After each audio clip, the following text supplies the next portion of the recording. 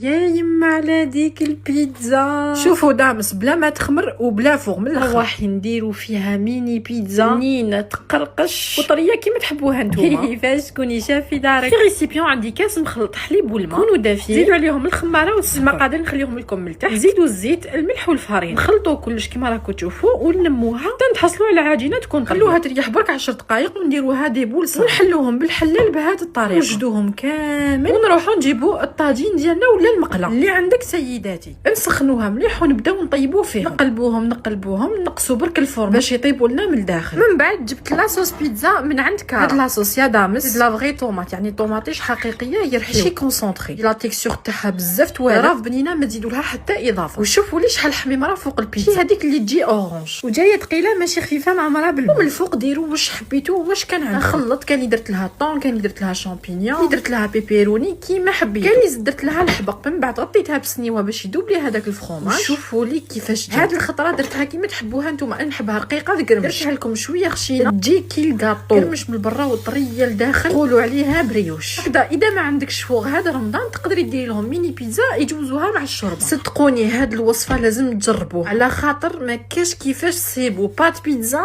شابه على هذا. ونوع الفرماج هو الموتزاريلا. باسكو نصيب بزاف اسئله على نوع الفرماج. الا عجبتك الوصفه تنساش ديري جيم وابوني.